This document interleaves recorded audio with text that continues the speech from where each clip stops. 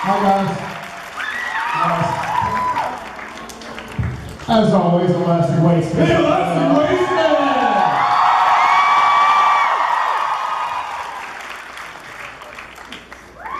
That is fantastic. Fantastic. Alright. You know what else is fantastic? The Twitter machine.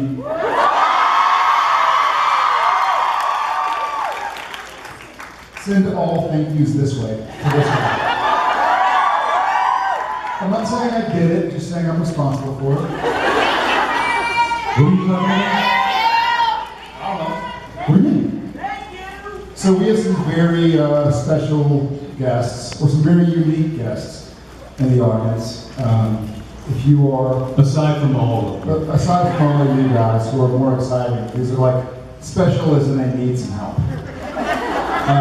If you're part of the crew of Supernatural, please raise your hand. Anybody? Where are you? I think they're all. Oh, there we are. Yeah, all right.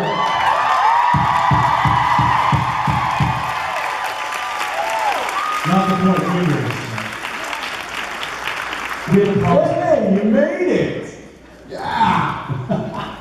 We had a promise we wouldn't sign out, but we did. We didn't keep our promise. Hi guys. You jumped once on stage and you I'm just like dripping sweat now. Yeah. Let's trade shirts.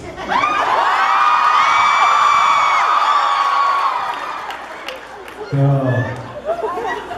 Not that again.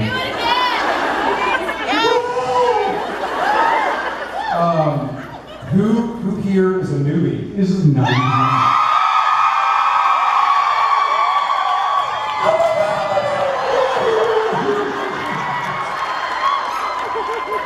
It's like 20 degrees hotter up here. No, they're throwing shit at us. We got fans throwing fans now.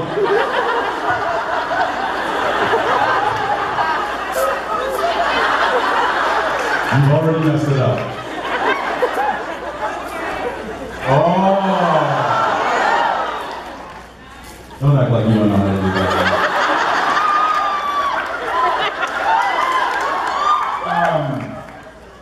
Welcome newbies. Welcome oldies. Welcome, Supernatural crew.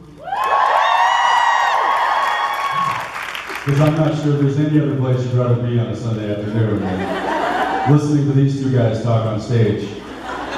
A different kind of stage, but a stage. If y'all are late tomorrow, it's my job. Well, welcome guys. We love y'all. We're so happy for the new convention goers to experience this craziness. How many of you have never been to a convention like this before? That's insane. And Who just started watching Supernatural within the last 12 months? Really?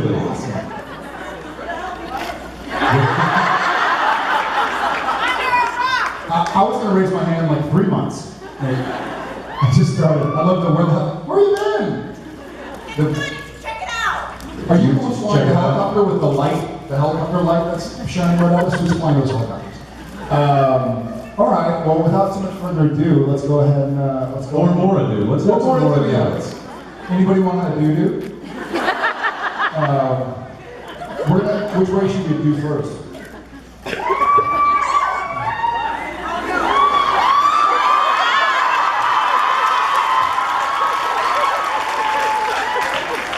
I can't take them anywhere. I cannot take them anywhere. All right, my side, always with the scissors. Hi. So my question is, how We might have a mic problem. Nope, we don't have a mic problem. Shows what I know. Sorry. Hi. So my question was, how soon after Misha started being on the show did you start experimenting and using his life and all that stuff? Who?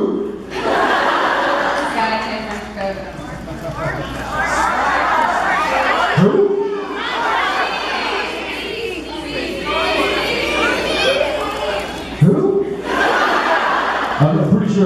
immediately. Precisely. In fact, I believe after he came and did the first scene, and I think we told the story, we were walking about in the back lot there, and I hit Jared and I was like, there he is, there's a new guy. What a weirdo. And he was in character, so he was like this. Which is odd, because when he's not in character, he's... He blinks more in character. It was like, it reminds me, this one time I was on Canada. This one time I was filming Gilmore Girls, and I was sitting there talking. The original Dean, he said Gilmore Girls. And we saw... These are our lives. Oh! Like sands through the hourglass. And we were shooting in Stars Hollow, and we saw a tour bus of visitors going through, and they were all from Canada. And Chad, Michael Murray, and I were like, Canadians. And I stood there staring at him. That was me and Jensen staring at Misha. We were like, he's weird. Didn't know what to make of him. But we don't aim to stop anytime soon. So I hope y'all are doing that. Thank you. Hello. Hi. So my question is, in season 1, do you That was a guys... long time ago. Yeah, a long time ago. Do you guys think that Sam or Dean would have called each other while Sam was at Stanford? Like either, like they were both regular or high or drunk? And if so... You know you're in Canada when? And if so... This is a family show. Would the other brother have picked up or let it go to voicemail, do you think? Well, back in season 1, for those who remember, they weren't cell phones, they were rotary phones. It was like 83. I think the boys always wanted to call each other. You know, I know probably Sam more than Dean probably Dean more than Sam rather, because Dean kind of stayed in life and was probably going through more crazy stuff, or he was a teammate. And Sam, what do you think they thought about each other? Thank you. She said, Yeah. I mean, yeah, I'm sure Dean was calling him when he was drunk and high, I was hitting the wrong but number. beyond that, he was, doing his own thing. Hey, the fan again. Hello. Hi. Hi. I'm wondering, you guys deal with a lot of really heavy material in the show, lots of tanks, more or less. And I was wondering, how do you just kind of detach and leave it on the stage and not bring it home? Jensen. I'm glad you asked that.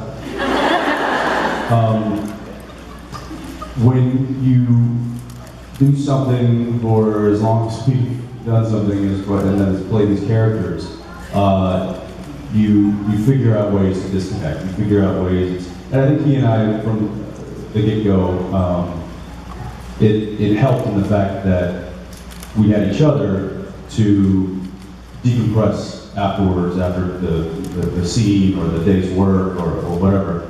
That has then now evolved into not just us, but our crew members. If it's been a long, tough day, then maybe we'll go into the camera truck and have a Coca-Cola.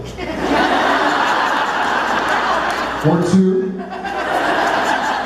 And so there's Or Diet Coke if we were sure of the scene.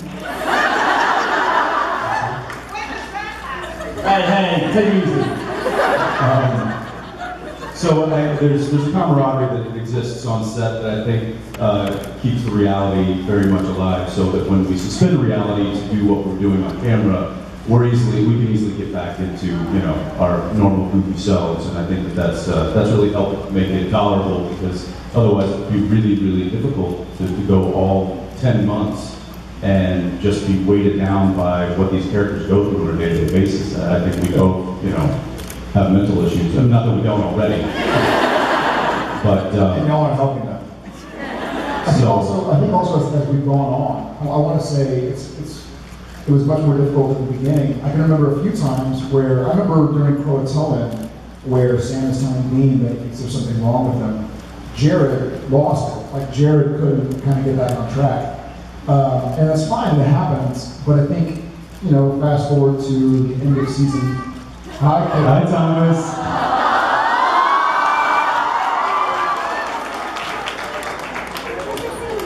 Hi, Tom. You said Dad, or Uncle Jensen. Can I just tell a quick story, just to sidebar while we're talking about his beautiful son?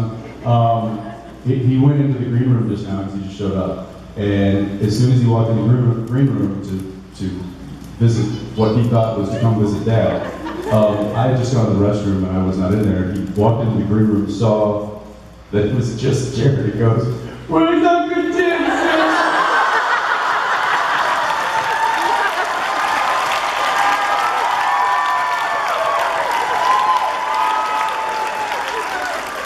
Love you, buddy. That's true. Very true. And like, didn't proceed to cry until I got back into the room. Yeah, I hear you, big guy. I hear you. 2.5 years, he's already upstaging me. The world. Oh, man. So I think it was more difficult early on. Now, I think we know our characters so well, we have to separate the two. And I think the fine line to walk as an actor is giving your character the kind of gravitas and the thought process they deserve, but not using it as a launch pad for you to get rid of your own crap. You know, like it's certainly important to bring your own experiences into your character, but if you make your character purely about you getting on your soapbox, then your character dies. You know, ask Rob and Richard.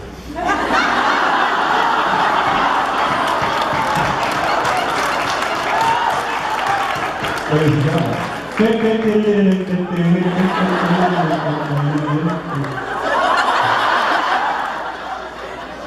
That's my thought. Thank you so much. Hi. Hi. Okay, so in the beginning of Swan Song, Dean says to Sam that you're not a anyone. I can't keep treating you like one. Do you think since everything that has happened, do you think he's kept his word on that, or does he still treat Sam like a king? I think Dean feels that Sam will always be his little brother. I think no matter what, there's always a younger brother.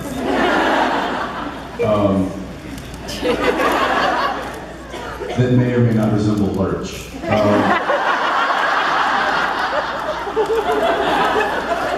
So I think there will always be that big brother mentality, but I think I believe that after that happened, there was more of equality that was felt, I think, between the brothers. Whereas, you know, where he said it, so that you're not getting a treat you like one. And I don't think he does anymore, but I think that he will always have the big brother sensibility to himself when in regards to Sam. Yeah, I agree. I mean, obviously it's just character. But I feel like, you know, being a father and a brother, and seeing my father and my brother in real life kind of always continue to be my father and brother, even when I'm 30-something and a father of myself. You realize you don't lose that, you don't shake that. I think Dean has started acknowledging Sam as a man. Is that mine? We got a little young one back there. Oh, awesome. Hi. But yeah, Sam will always be Dean's younger brother. Thank you. Thank you. Thanks. Hey. Hello. You have often, or what I've seen online, you have talked about the movies you are not so proud of. And me having a fondness of certain movies of yours, I just wanted to ask, which movies are you most proud of? That's a great question. I hope I do want to clarify something, and I know we tease a lot, but I'm proud in some way, shape, or form of all my movies. You know, whether it was as a first for me or a launch pad for this or that. That's a really difficult question. I know that when I'm watching movies, I think I really enjoy watching Cry Wolf. Yeah, I think it's a fun movie. It turned out we had no budget. I mean, Cry Wolf cost less to make than one episode of Supernatural. Yeah, and it was a feature film, and it got released in movie theaters, and it was exciting and cool, and we were all young, and sort of like just trying to make something work. I really do enjoy watching it, so that's probably me. I would probably say New York Minute is. When I think about a movie that kind of, You weren't in that. Oh, it was just me? I thought we. Okay. I just, I mean, talking about something that transcends. It really is, there's a level of maturity in that short film that, it's just, you don't see that very often. You don't see it anymore, anyway. I mean, Twins, Basil. ever since they started making talkies.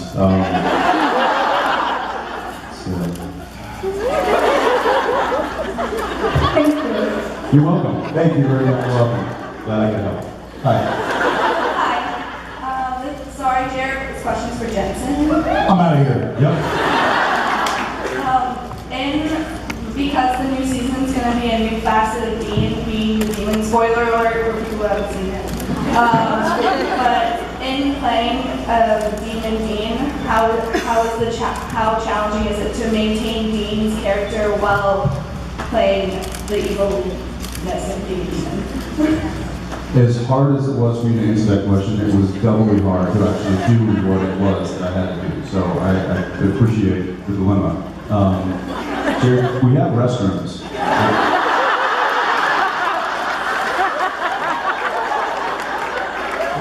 Did you see the bucket on stage? Oh, okay. It was. Hey, buddy. Want to say hello, Jensen? It was very difficult because it was Dean, but it wasn't Dean, and it was a twisted version of Dean, and it was so yes, to navigate that and kind of keep those lines somewhat clear in my mind was it was difficult. It's not something that I've had to do before, so I struggled with it a little bit. I hope that the choices that I made. Here we go. Here's the real star of the show.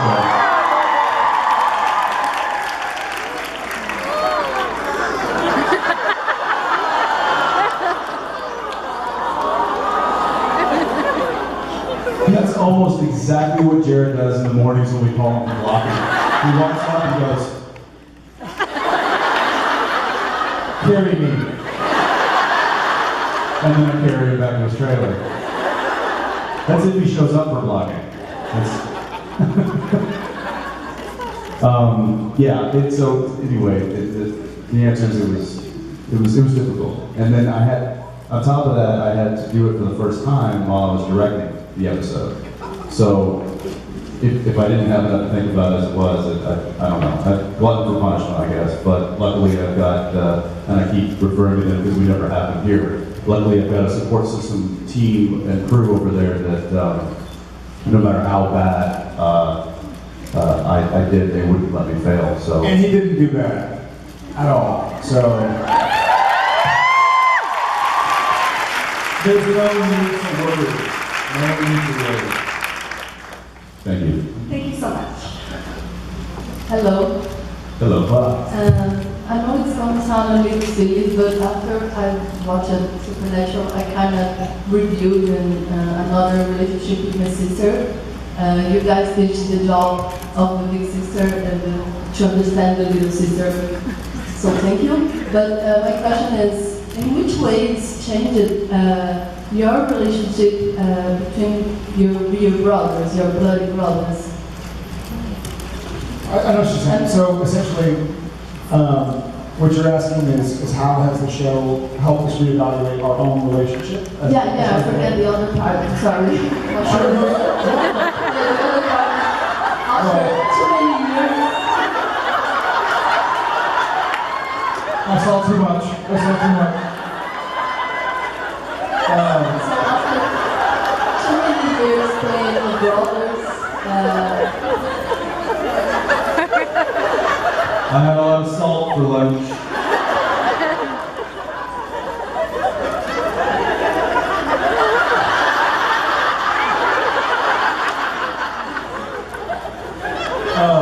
This is so nice. It is nice. When he answers the question, I'll take this spot.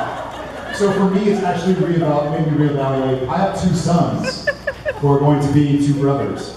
So it's made me evaluate kind of what I want to teach them as a father, what I want them to embody as brothers. And he and I are both very close with our brothers. I know that's a genius, huh? Oh, it's magic. Are y'all guys dying? So for me, it's made me reevaluate how I want to raise my boys and to make sure they know they're brothers and best friends and always have each other's back. So I feel like I'm going to be a better father because of my experience on the show.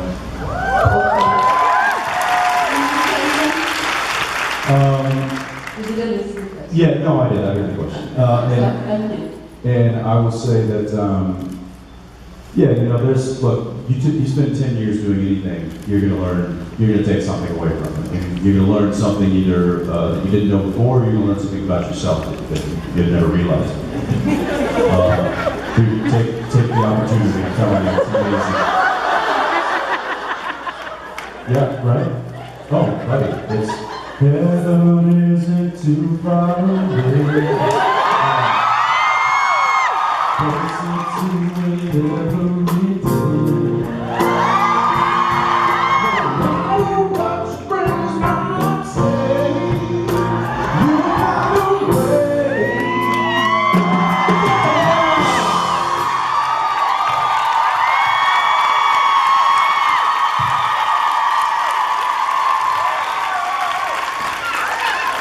I want to be everywhere y'all are. Yeah, no, I just want to bring them with me wherever I go. That's amazing. Thanks, guys. I will say that the things that I've learned from the show and being on the show and being a part of it and how it's related to my personal life, certainly it's made me appreciate family more for many reasons. One, sure, the relationships that we have and experience with the characters can teach us things. Also, just the distance that we've put between our families, being up here, filming the show for 10 years, you know, makes you really appreciate those relationships and makes you work a little extra harder to make sure that those relationships are taken care of. So I think, you know, there's a lot of different facets of what I've learned and how it relates to my personal life. You know, both with my family, both with my wife, both with my daughter, both with my brother, with my sister, parents, you know, you name it. So yeah, it's, and I think in the long run, it's all been very positive. Thank you. Hello. My question is, after 9 seasons, how is it that you approach entering your character's headspace? And how has that process evolved over the years? And how does it change with various versions, like for Dean or Soulless Sam? I would say that because we've done it for going on 200 episodes now, the jumping into character has become a lot easier and a lot kind of second nature almost. I mean, we've been living with these guys, playing with these guys for since 05, March of 05? February 2005. So to kind of get into that mind frame, it's no no-brainer anymore. I think it pisses off some of our guest stars because we'll be horsing around, Yes. play call action, and we're laughing and making fart jokes, and then they're like, action, and Jensen and I both. And our guest stars are like, wait a second, wait, no, cut, I'm not ready, they were laughing. And we're like, what are you talking about? This is Sam. So I think it catches people off guard. I was, is Titcher's not over there, is it? Matt, you over there, Titcher? Okay, well I was over at Brad Creaser's house yesterday afternoon, who was right there, Bradley. Want to raise your hand?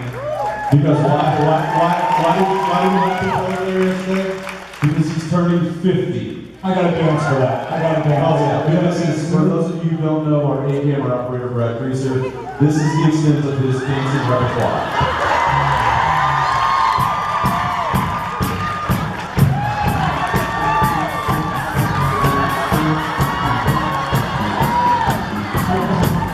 I can see his shade. And you know what the problem is that was actually, there was too much groove and beat going on there. I mean, it's, Give it to us again. Give it to us again. Give it to us again. Rhythm.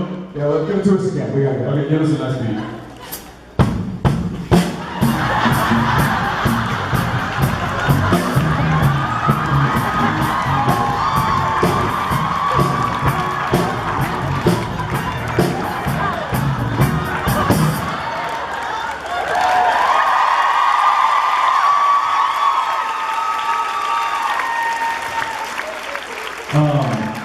Love you, Brad. Not that we ever make fun of Brad, but Brad, everybody on set loves Brad as a brother, so we have to bring him down to earth every now and again because he has too much love.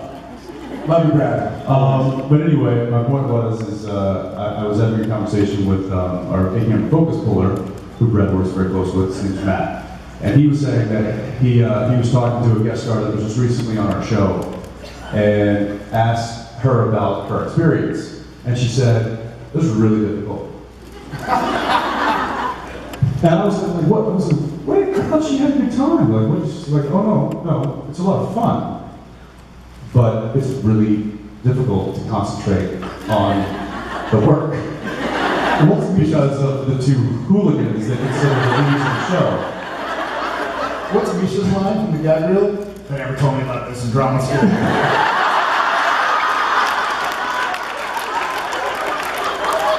They didn't teach me to deal with this in drama school, and our reaction was, he went to drama school.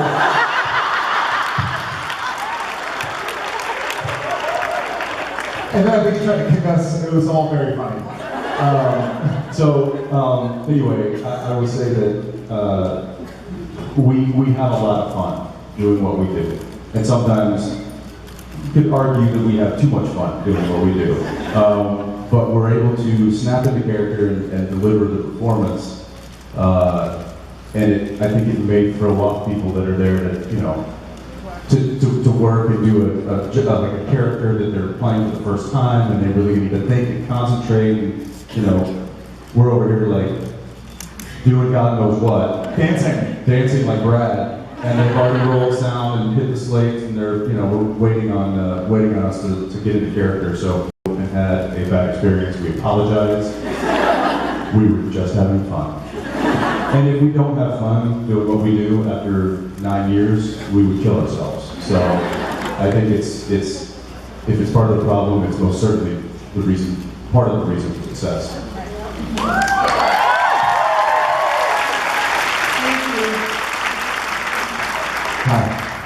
Hi guys. Sorry, Jerry, your butt is distracting and beautiful. Calm down I'm trying. So last year your panel was graced with the amazing presence of Robert Singer, which was outstanding, great experience as a fan. My question last year had been about whether or not you would ever consider a musical episode. You didn't know it was what? A musical Ever episode. consider a musical episode? And at the time, when Robert answered, actually we have. Jensen, your reaction was along the lines of, what? I wonder, It's still along the lines of, what? is there anything in particular that might change your minds? Doesn't change my mind. Yeah, I'm I sorry. read the script and, well, let's just say for the first time in 9 years, I went and had a meeting in the head writer's office in Los Angeles. No, I did, but it wasn't for the reasons that you think. Using that. I think you guys will be pleasantly surprised. I'm pretty stoked, definitely. Or maybe you'll just be completely pissed off. And for that, we thought we were taking a chance with French Mistake. We thought we were like, this is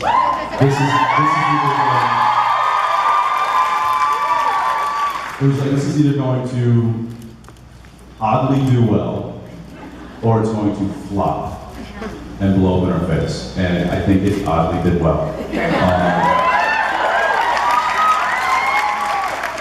And this particular episode, in my opinion, has a very similar zany feel to it. Right. Yeah. Write that down. Will you possibly answer whether or not the two of them both going to sing? Are we singing? Well, Jared's not singing and Jensen's not singing.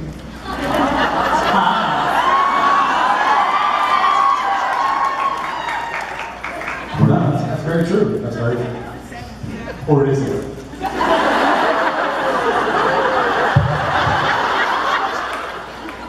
I tell you that. You had to try. Thank you so much. Thanks, guys. Thank you. Hi. Hi, how are you? Very well, thank you. My question is, after 10 years, there's been a lot of plot lines, and I know that a lot of people, fans or not fans, have learned a lot of things from Supernatural. I was wondering what you think the most important lesson the show's taught people is. I think, for me, it's to not give up. Yeah, to not give up. I mean, facing insurmountable odds,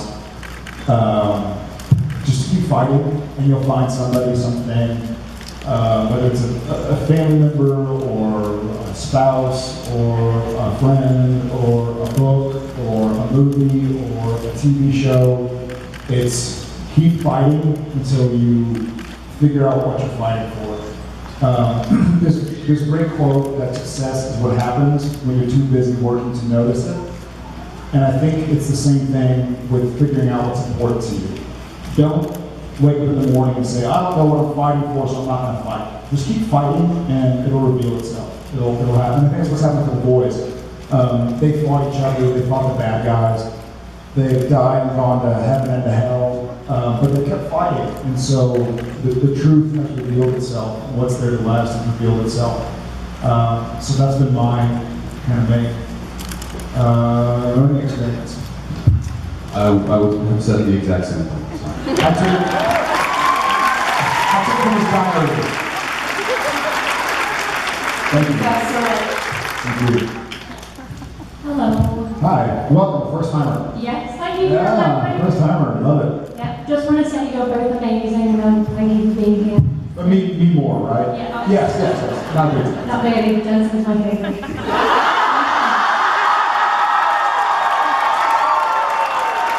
Yes, continue.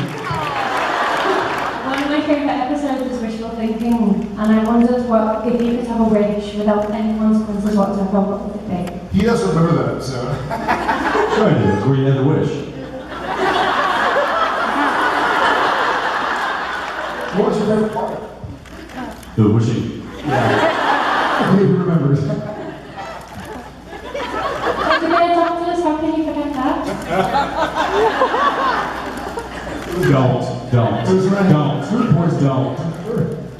The food poisoning and Mr. Food. Oh, yeah.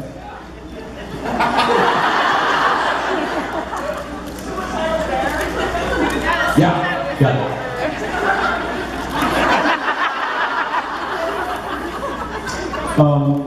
The question doesn't really relate to the show. It's just a question of what would we wish for if we could wish for anything, correct? Well, I know Crowley obviously gave us a relief for an extra 3 inches. I was wondering whether. Let's say it again. I said, I know Crowley in the show gave away his soul, his wish was to have an extra 3 inches. So I was wondering if there was anything that you would wish for. It wouldn't help him anyway.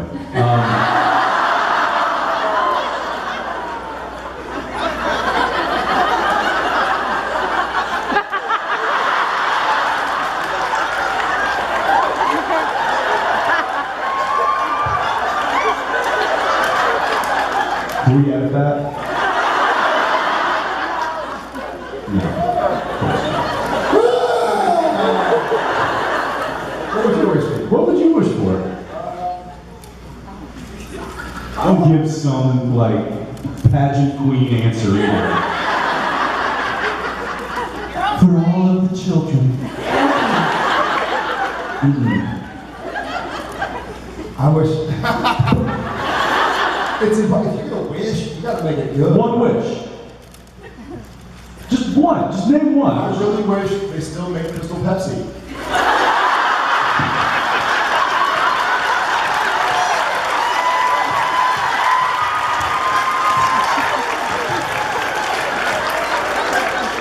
It was really good, and they canceled it too soon. And I've always been one piece away from winning McDonald's Monopoly. One piece. That piece doesn't exist. And I wish it does.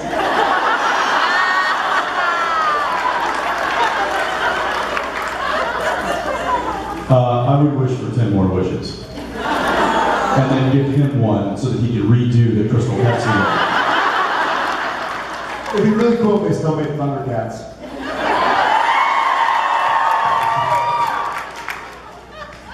Thundercats. Oh. Can they uncast Ben Affleck as Batman?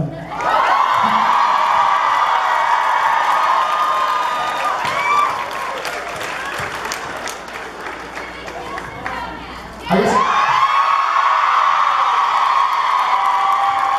Well, he's got 9 more wishes, right? I mean, where were the other drugs going?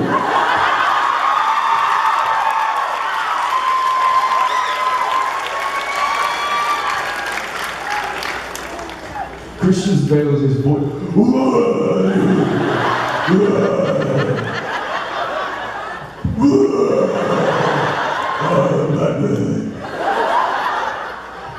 It's so sexy.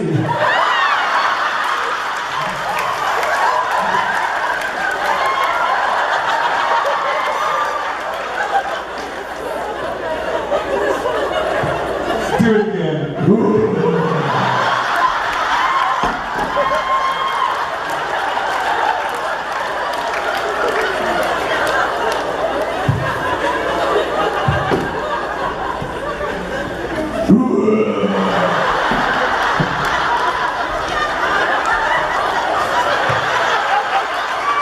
It worked.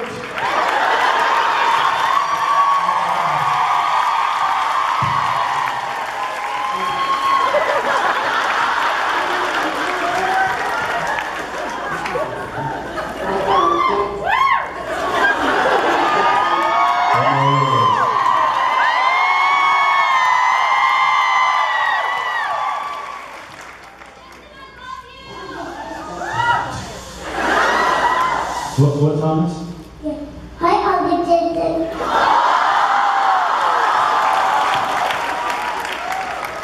Hi, buddy. Are you eating my gummy bears? Hi, Rocky Bird. That's a yes. And the fandom explodes. Is that right? Where were we? Wishes. Wishes. Yes. Oh yeah. I wish this could go up. I think Crystal Pepsi ordered to end on that because that's you can't. Thank I you mean, very much. yeah. Tab. What are you gonna go? Where are you gonna go from there? Hi. Tab. Yeah. I'm in. I killed my chair, didn't I? Don't hurt your shoulder, dude. Don't use that shoulder.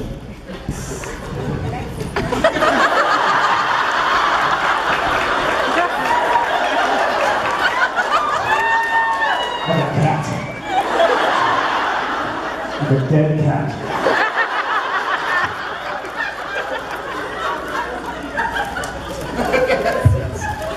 Wait. Sorry. Sidebar.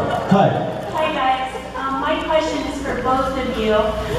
Everyone knows from watching the show that there isn't just Sam and Dean, there's Soulless Sam or Gadgetville Sam or my favorite dog, Dean.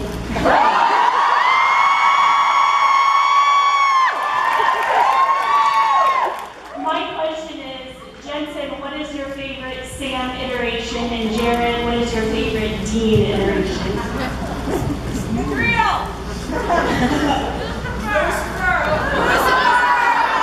I'm going first.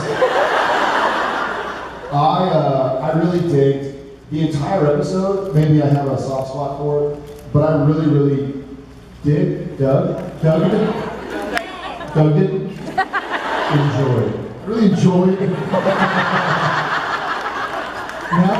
Now that he's in the Twitter sphere, he's gonna go through what we all go through, where you're typing something and you're like, not sure how to spell it, gotta change the word. I really dug the future Dean, is what I call him.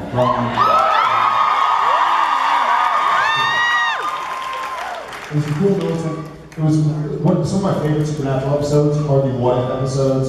The end. I hear you, buddy. I love you. I didn't say anything. The end or mystery spot, the ones where it's sort of a what if. Yeah, thank you. That's cool. No, I agree. So I say future Dean.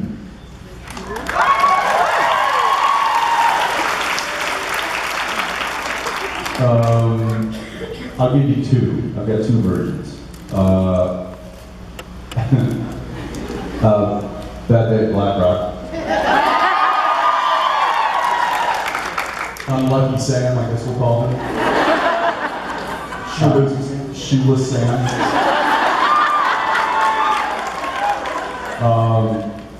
Jared doesn't get to do a whole lot of comedy with Sam very often, and then I thought that was an opportunity for him to do so, and I thought he did a great job.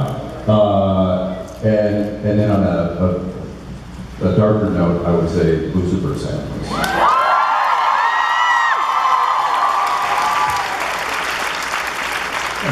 Pretty darn good there, Buckaroo. Well, I would have also, if I knew we could do two, I'd say Yellow Fever Dean, obviously. That was scary. Hard to beat. Hard to beat. Thank you. Hi, how are you? Good. I'd like to apologize first for completely breaking down during the photo op. I was actually going to come dressed as Ruby 2.0 like I did yesterday, but You don't owe us apologies. We're family here. We don't need that. sorry, I'm really nervous. I'd like to apologize for sweating so much during our photo op together. My This is where we all come to be ourselves and be accepted, not to apologize.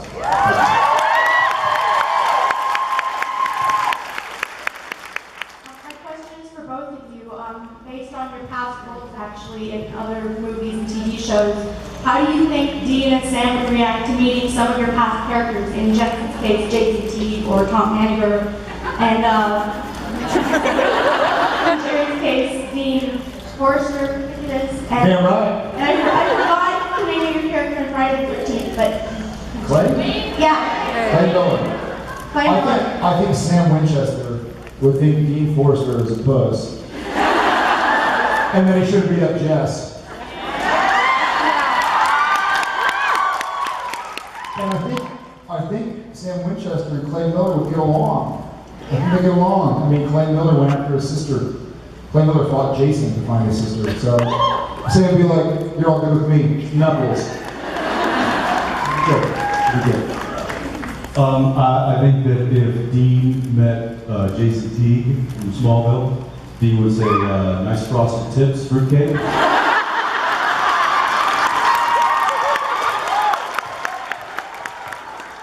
That was the first role I ever saw you in. I was obsessed with Smallville.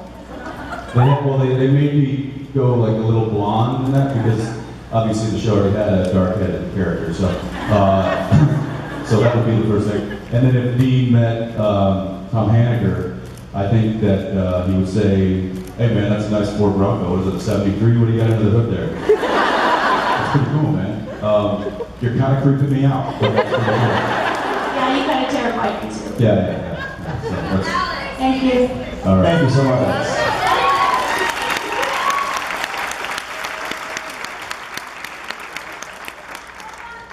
What about Alec? Dean would say, what's with the barcode tattoo, baby face?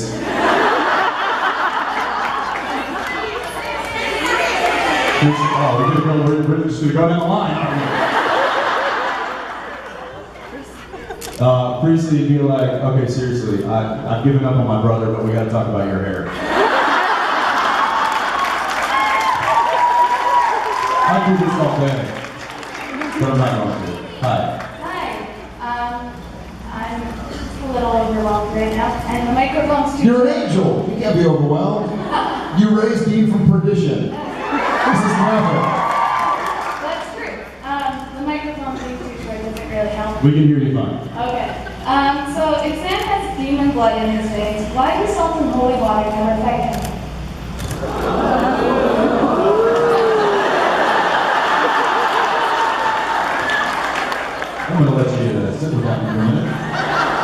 And I'm gonna go. We have any producers? Is Phil in the building? Anybody want to answer that one? That's a great question. I think because of that, frankly. I think the main reason is because he was able to overcome it. Because he and his successor feels good. Feels good. No, it's amazing. It's amazing. I think Sam was able to overcome it, and I think when Dev put the wall up and casted the wall down, and everybody's going to say, I think he's been cured of that demon blood. And the yellow-white demon blood wasn't going to turn people into a classic demon. It was more going to see who was able to take the reins as Lucifer. So it wasn't just the classic demon possession blood. Yeah, and having demon blood doesn't make you a demon, which is fine. You have to be possessed by it. It's the demon smoke really that makes you a demon, not the demon blood. So the demon blood is more like a test. It was like a little allergy test, like you're allergic to vitamin C. No orange juice for this one. So that's probably the main reason. Thank you very much.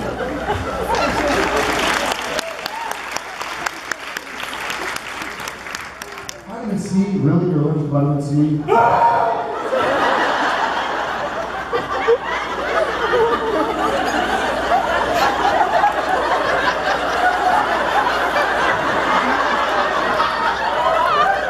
Can't take them anywhere. Hi. Hi. My question's for Jensen. Great, I'm going to fan. I was wondering if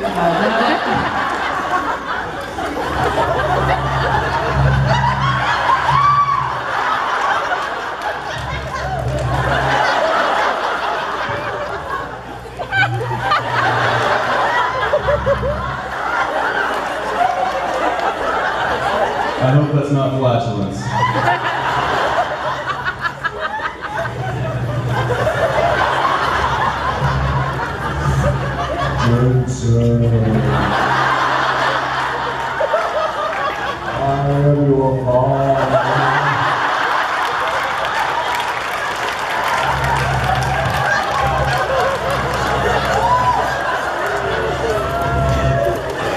It sounds like Jaws.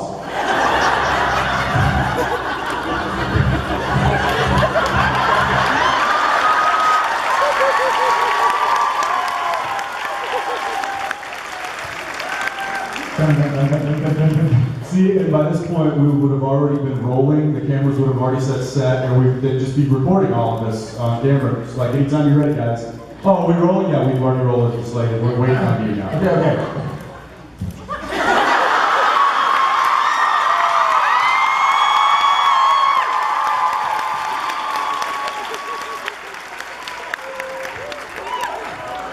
Where was I? I blacked out for a second.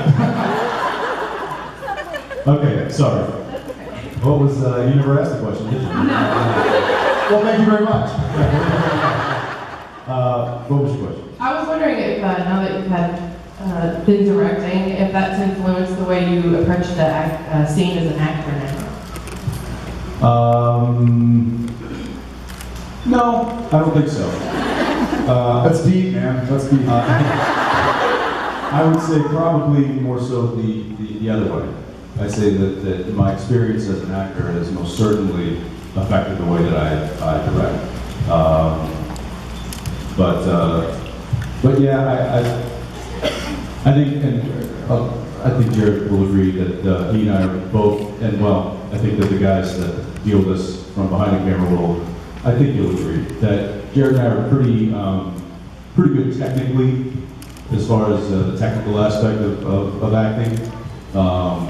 We understand a lot that is happening outside of just simply the performance, and so I think the comprehension of that plays into obviously plays into the directing, because now we're talking about all the technical aspects. We're talking about movement of camera and lens sizes and depth of field, and we're talking about finding your light. I mean, it's amazing because Serge can he can do blinds or something, and he'll just tap on your shoulder and be like, you got blinds there, so make sure you hit your eyes. And we'll be kind of subconsciously aware of that during the scene, that we need to, we're not seeing that light in our eyes, then he's going to come in and make us do it again. Though I'm sure Sayers can say it was probably a tough learning curve for us, and he's over there to clarify. So, ladies and gentlemen, cinematographer extraordinaire, Sayers Love Sayers.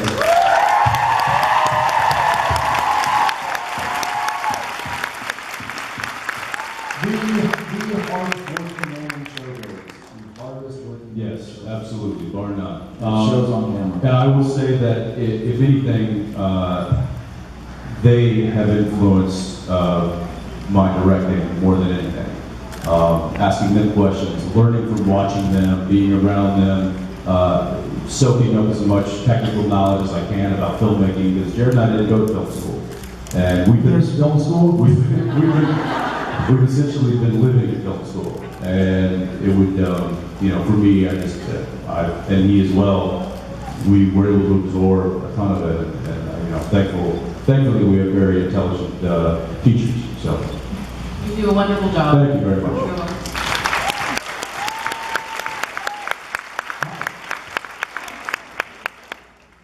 Jensen, you've mentioned before that if you were an actor, you would have more tattoos. So my question is, does that mean you have tattoos already? And for both of you, what would you get if you could? Like, would you have lots of tattoos? And what would they be in general? To answer your question, I do not have any. And That y'all can see. if you can see.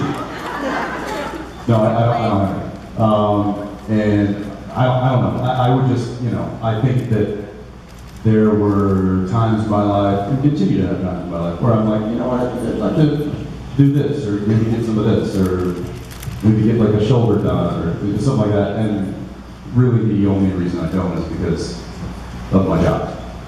So that's why I said that. If I wasn't an actor, I probably wouldn't have said, I probably wouldn't have had a reason to not go to the tattoo parlor and do that. But, you know, I don't know, maybe I would have found another reason to say no. But I guess the bottom line is I think tattoos, I like most of them. Some are, you know, obviously, you were drunk. And you must have just been completely unconscious. I actually have a buddy of mine, and he won't mind me saying this, but I think he was 18, and he still has Marvin the Martian on his arm. And it is a constant reminder of what regret really is. Yeah, I also, I think if I wasn't an actor, I'd have a few tattoos. Nothing big. I don't want to get like a tattoo of Jensen's face on my face. But I've always wanted one. That would be confusing. I always wanted maybe under my arm. Yeah, just like, you know, it means something to me. And I like quotes. And I probably spout out a few quotes every now and again. But I think and maybe it's just the nature of my personality type or the business I'm in. But I can get really caught. I have this theory that your best quality is always your worst quality, always. And I think one of my best qualities, at least in the business, is that I can get lost in the moment. I think it allows me to be there 100% present as an actor in the scene. But I think sometimes as Jared, I can forget to just take it all in. And I think a tattoo, when done properly, is a reminder to yourself to, you know, take it all in, or what anchors you, or what, you know, as Cliff is standing there. But they all mean something. He didn't get like, you know, Bill was here or something. Actually, no, that's... He does have that, but that's, pull the shorts down. Yeah. But I think tattoos, when done properly, it's something meaningful to you that will always be meaningful. I'll probably someday get my family's initials or names somewhere in my body. And Jensen's family's initials in my body. But nowhere, it's not, I don't want to get, because of our job, I can't get like a, you know, neck tattoo or a teardrop. But I'm crying up anyway, so I don't really need a teardrop. I'm always crying. You're creeping towards us and it's creeping me out.